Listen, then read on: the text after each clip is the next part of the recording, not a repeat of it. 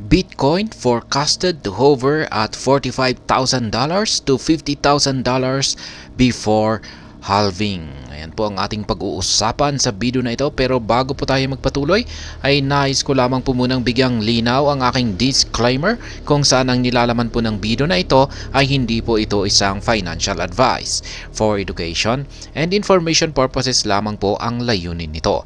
Nais ko na rin pong magbigay babala na wala pong kahit anumang group chat ang Pinoy Crypto Trader. Ayan po mga ka-crypto.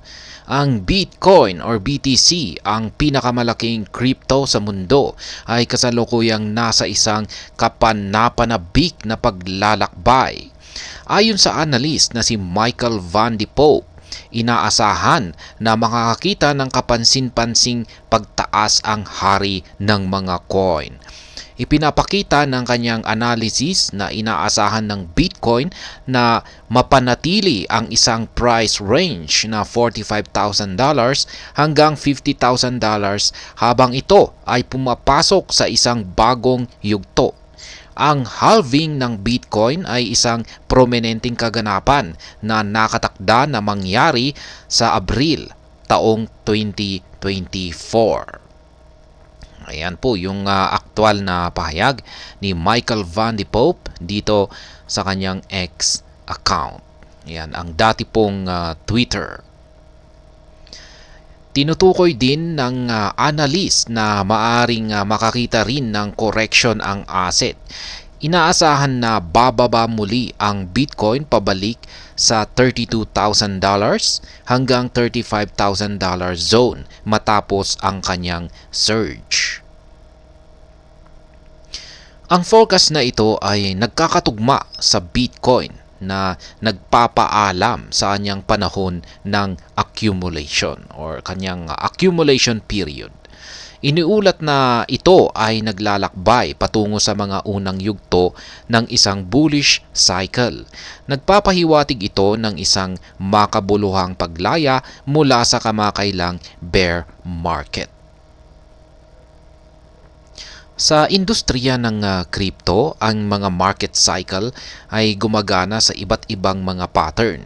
Karaniwang tumatagal ng mga 4 na taon ang bawat isa. Ang pinakabagong bear market ay pinalawig mula November taong 2021 hanggang November taong 2022 na umaabot sa pinakamababang punto nito noong huling buwan na iyon. Kasunod ng yugtong pagbaba na ito, ang crypto market ay nag-transition sa isang accumulation period. Ito ay nagpatuloy hanggang sa kasalukuyang buwan na nagpapahiwatig ng pagtatapos ng yugtong ito ng accumulation. Ayan.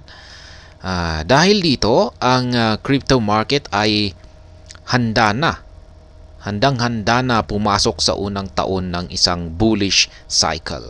Ang yugtong ito ay kinakatawan ng isang unti-unti, ngunit patuloy na pagtaas sa forecast ng Bitcoin na karaniwang hindi lumalampas sa kanyang dating all-time high.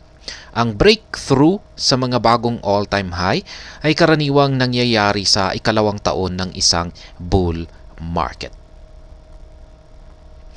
Yan, ang paglipat na ito ay nagdala ng isang bagong kahulugan ng optimism sa mga investor ng Bitcoin. Ito ay pangunahin para sa mga taong nag-navigate sa mga turbulent na tubig ng bear market. Habang patuloy na nagbabago ang dynamics ng crypto market, ipinakita ng presyo ng Bitcoin ang mga senyales ng resurgence. Ginawa nito ito sa pamamagitan ng pagtawid sa $36,000 na threshold sa unang pagkakataon mula buwan ng Mayo taong 2022. Yan. Dito niya ito nagawa yung kanyang pagtawid sa presyong $36,000. Sa oras ng press, ang hari ng mga coin ay nagtitrade sa presyong $36,751.29 na may 4% na daily surge. Ayan. Naranasan ng crypto market ang isang short squeeze. isang bihirang pangyayari na nagre-resulta sa isang biglaan at mabilis na pagtaas ng presyo. Ang mga kaganapang ito ay karaniwang pinapainit ng mga hindi inaasahang price spikes. Ito ay nagtulak sa mga short seller na agad na umalis sa kanilang mga posisyon na nagdulot ng isang daloy ng buying activity. Ang mga short seller ay ang mga taong tumataya laban sa pagtaas ng mga presyo sa futures trading. Yan po ang chart dito base kay CoinGlass. Ipinapakita po niya rito ang short squeeze na naganap dito sa kanyang dito sa price action ni Bitcoin or BTC USDT. Ang resulta ng short squeeze na ito ay halata sa liquidation ng halos $50 million na halaga ng mga asset sa loob ng maikling 4 na oras na window, 4-hour window.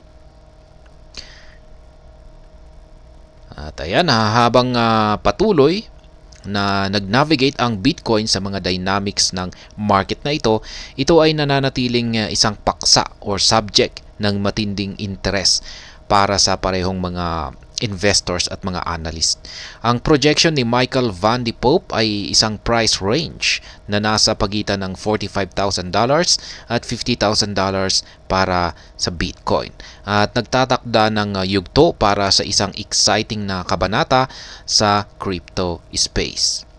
Habang nag-uumpisa ang unang taon ng bullish cycle, nangangabik ang mga enthusiasts ng Bitcoin sa pag-unlad or development at mga sorpresa na naghihintay sa kanila sa roller coaster na paglalakbay na ito ng price recovery at market dynamics. At ayan, hanggang dito na lamang po tayo sa video na ito mga ka-crypto. Sana po ay inyong nagustuhan ang aking paliwanag sa video na ito. Kung inyo po itong nagustuhan ay pakiclick lamang po ang like button nito. Para naman po sa mga bago lamang dito, kayo po ay aking inaanyayahan para mag-subscribe.